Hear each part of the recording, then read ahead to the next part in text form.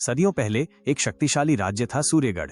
इस राज्य का राजा आदित्य सिंह अपनी वीरता और न्यायप्रियता के लिए प्रसिद्ध था, लेकिन उसकी पुत्री राजकुमारी सुमेधा का भाग्य प्रेम और श्राप की एक दुखद गाथा बन गया। राजकुमारी सुमेधा अद्वितीय सुंदरता और बुद्धिमत्ता की धनी थी। वो केवल एक राजकुमारी नहीं, बल्कि प्रकृति की गहरी साधक भी थी। उसे पशु पक्षियों और वनों से विशेष प्रेम था, परंतु उसकी किस्मत में प्रेम से अधिक पीड़ा लिखी थी। एक दिन जब सुमेधा जंगल में भ्रमण कर रही थी, उसने एक रहस्यमय युवक को देखा। वो युवक अविश्वसनीय रूप से आकर्षक था। उसकी आंखों में गहरा दर्द था और उसके चारों ओर एक अदृश्य शक्ति का प्रवाह था। वो था तक्षक, जिसे एक भयानक श्राप ने सर्प में बदल दिया था।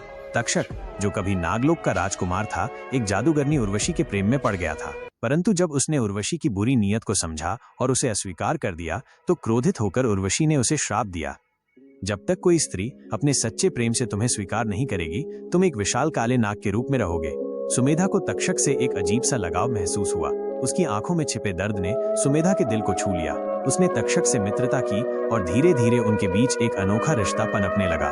एक दिन जब सुमेधा पर राज्य के दुश्मनों ने आक्रमण किया, तो तक्षक ने अपनी नाग शक्ति का उपयोग कर उन्हें परास्त कर दिया। ये देखकर सुमेधा को एहसास हुआ कि वो तक्षक को सिर्फ मित्र नहीं, बल्कि उससे प्रेम करने लगी थी। सुमेधा ने तक्षक से कहा, मैं तुम्हारे साथ हूँ, चाहे जो भी हो। उसके प्रेम के प्रभाव से तक्षक के शरीर में कंपन हुआ, उसकी नाक चर्म धड़कने लगी और देखते ही देखते वो अपने वास्तविक स्वरूप में लौट आया, एक सुंदर और शक्तिशाली योद्धा के रूप में। परंतु यह देखकर उर्वशी क्रोधित हो उठी। वो प्रकट हुई और सुमेधा को चुनौती दी, तुमने मेरा श्राप तोड़ा, पर मैं तुम्हें यूं ही जाने नहीं दूंगी।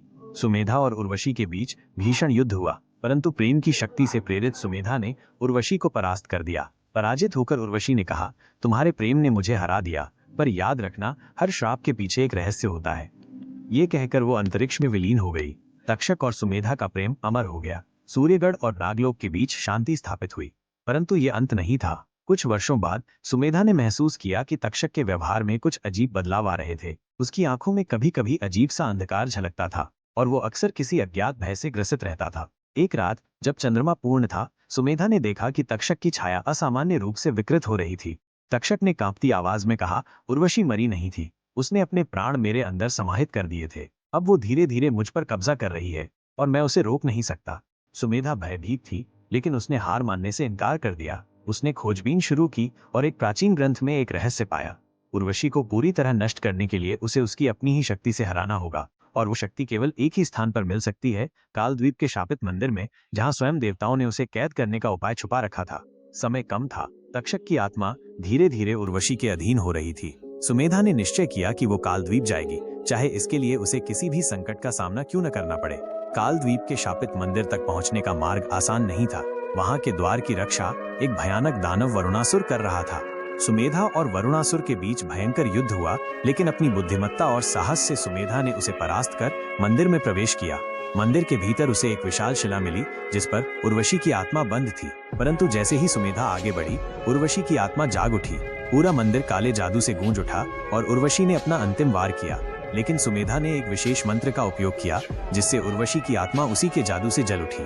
उसकी चीखों से पूरा द्वीप थर्रा उठा और अंततः वो भस्म हो गई। उसी क्षण तक्षक का शरीर भी शुद्ध हो गया। उर्वशी के प्रभाव से मुक्त होकर उसने अपनी आंखें खोली और सुमेधा को देखा। अब कोई श्राप नहीं था, कोई भय नहीं था, केवल प्रेम था।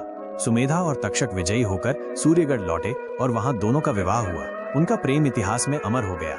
सूर्यगढ़ और नागलोक फिर से एक हो गए, और कालद्वीप का शापित मंदिर, वो अब भी वहीं था, परंतु अब वहां कोई अंधकार नहीं था। अब वहां केवल इतिहास की गूंज थी और हवा में प्रेम की एक अनकही कहानी बहती थी।